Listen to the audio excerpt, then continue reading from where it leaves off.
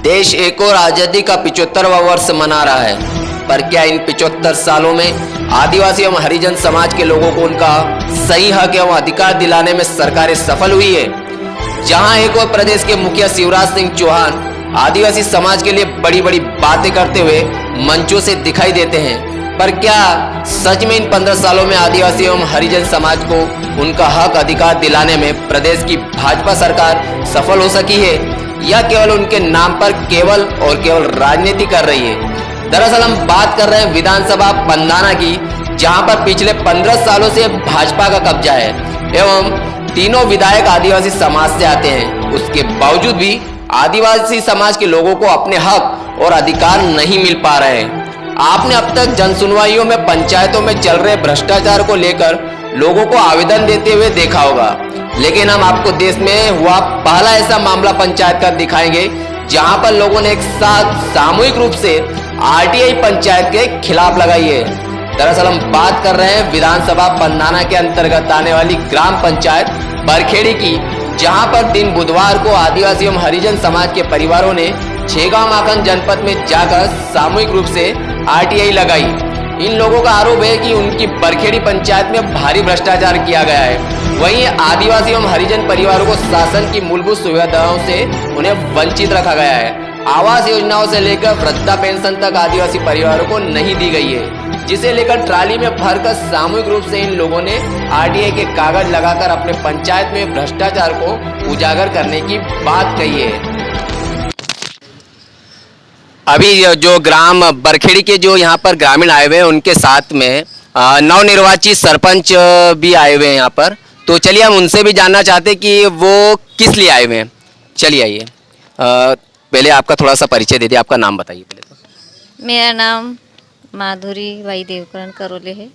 मैं ग्राम बरखेड़ी कुसुम्बिया की एक पंचायत है, 2 गांव की, तो वहाँ पे मैं नवनिर्वाचक सरपंच हूँ। और मेरे ग्रामवासी जो है, इनकी एक समस्या है, उनको आवास की और शौचालय की और कपिलधारा है, खाद्यान्न है, जो भी है इनकी परेशानियाँ, वो ये यहाँ पे लेके आई हूँ और बस इनके साथ में यहाँ पे आई हूँ।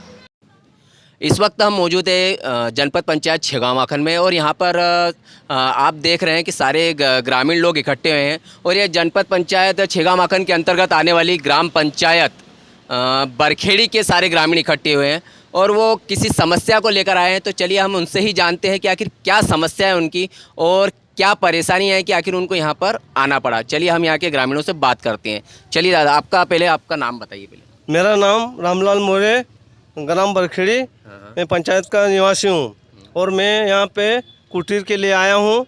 आज तक मुझे कुटीर नहीं मिली और बहुत पूर्व सरपंच बोलता गया कि 8 साल हो गए कुटीर दूंगा 8 साल हो गए, कुटीर नहीं दी, और अंत में वो बता रहा है कि आपके नाम पे तकनीकी खराबी है, इसके लिए आपको मिलने की नहीं। तो क्या मैं बिगर कुटीर का रहूँगा? कुटीर के लिए मैं यहाँ तक आया हूँ। तो आपका ये कहना पड़ रहा है कि कहीं ना कहीं मतलब कि जो अपात्र लोग थे उन्हें कुटीर दे दी गई है ना, जैसे कि जो बड़े लोग हैं या जो बीपीएल में नहीं आते उनको भी दे दी गई। आप ये कहना चाहते हैं? जी हाँ, जो अपात्र लोग हैं, एक घर में 4-4 खोलियाँ भी दे दी है, तो वो क्या पात्र हैं? और हमें एक गरीब हैं, एक खोली नहीं मिली, हमें वो अपात्र लिख रहा है और अपात्र बता रहा है। चलिए, और अन्य जितने भी यहाँ पर आए हुए हैं ग्रामीण, हम उनसे भी जानने की कोशिश करते हैं कि आखिर उन्हें क्या समस्या और वो किस लिए आए हुए हैं। चलिए, और किसी को कोई समस्या हो तो थोड़ा बताइए। 1 मिनट। चलिए, क्या नाम है आपका दादा? आइए सामने। गिरधारी मोरे। हाँ, चलिए जरा जोर से बोलिए। मेरा गिरधारी मोरे। गिरधारी जी, आप यहाँ पर क्यों आए हुए हैं? मैं कुटीर के लिए आया हूँ क्योंकि मेरे को बहुत दिन से बोल रहे हैं, और सरपंच भी मेरे को बिठा कर उसके खेत में ले गया था और बोल रहा था कि तेरे को कोली मिल जाएगी, तेरा नंबर आ गया है। और जबकि मैंने अभी देखा 8-15 रोज से, तो मेरा नाम लिस्ट में 3रा नंबर पे है क्या, पर मेरे को अभी तक नहीं तो कुछ बोल रहा है, नहीं देने का बोल रहा है। तो क्या आपसे कोई इस बीच में कोई पैसों की मांग वगैरह भी करता है क्या, कि केवल बस मतलब कि ऐसी कोई मांग नहीं की मेरे से कि मेरे को पैसा चाहिए कि कुछ, ऐसी कुछ बात ही नहीं बोली। जिनको दे रहा है उनको ही दे रहा है, मेरे को नहीं दे रहा है बस। मतलब आपकी भी समस्या खोली को लेकर ही है? हाँ। और कोई ऐसा व्यक्ति है जो खोली के अलावा भी ऐसा है, मतलब जिनको कोई और समस्या हो? चलिए दादा, आपका नाम बताइए, थोड़ा आगे आइए। पन्नालाल जी। पन्नालाल करोले। हाँ जी, बताइए तो आपको क्या समस्या है? सर मेरी आवाज़ की समस्या है, पिछले 7 साल से मुझे गुमराह कर रही है लोग। अच्छा, मेरा नाम ही गायब कर दिया प्रधानमंत्री आवास योजना ने। ठीक है। तो आपका बीपीएल वगैरह है कि नहीं है? बीपीएल कार्ड है मेरे पास, बीपीएल कार्ड ही बना हुआ है, सब कुछ मेरे पास, लेकिन कुछ समस्या मेरी कुछ नहीं है सर, इन्होंने की है। कब से मेरे गुमराह कर तो क्या लगभग यहाँ जितने लोग यहाँ पर उपस्थित है सबके क्या मतलब खोलिया नहीं है कि इसके अलावा और कोई समस्या उसके अलावा है कुछ, कपिल धारा या कोई अन्य जो तो कोई है तो यहाँ सामने आइए, आप बताइए। हाँ, इधर सामने आइए, आप कैमरे के सामने आइए। हाँ, क्या शुभ नाम, पहले अपना नाम बताइए। कड़वा खतवा से। कड़वा जी है ना? चलिए, आपकी क्या समस्या है? सर हमारी समस्या ये है कि हमारे मतलब खोली भी आई थी और कुआं भी आया था, तो उन्होंने क्या बोला कि बोले एक चीज़ कहीं भी ले लो उन्हें, तो अभी तो मतलब हमको खोली तो मिल गई है पर कुआं नहीं दे रहे हैं, और उधर है ना तो सबको मतलब कुएं भी और खोली भी मिल गई है। सबको मतलब किने? हाँ किने मतलब सबको मतलब? अरे उधर उनके समाज में उधर उनको दो दो तीन तीन खोली भी मिल गई, सबको कुएं भी मिल गए, और हमारे इधर अभी तक ये कुआं नहीं मिला है किसी को। हाँ, तो आपने अभी जनपद जो सीओ साहब है उनको क्या जानकारी जानने के लिए आपने मतलब यहाँ पर लोग आए हुए हैं यहाँ पर? बस यही जानकारी देने के लिए आए हम कि भाई ये बात क्या है कि जिनको मिलना था उनको नहीं मिल रहा, और जिनको नहीं मिल रहा था उनको पहले मिल गया है। तो हम देख रहे हैं कि यहाँ पर ग्राम बरखेड़ी के सारे ग्रामीण एकत्रित हुए हैं और कहीं ना कहीं उन्हें आरटीआई के माध्यम से ग्राम के 7 साल के कार्यकाल की पूरी जानकारी चाहिए, और वो इसी निमित्त यहाँ पर जनपद में सीओ महोदय से मिलने आए हुए हैं।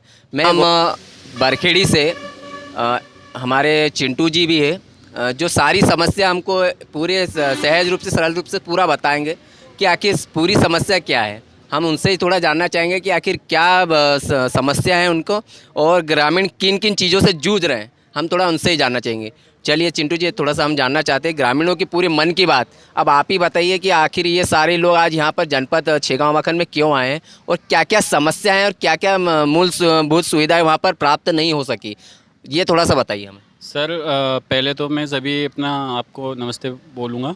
मेरे आदरणीय अभी सरपंच साहब, उप सरपंच और मैं मेंबर ऐसे और पंचायत के सभी सदस्य वगैरह आए हुए हैं।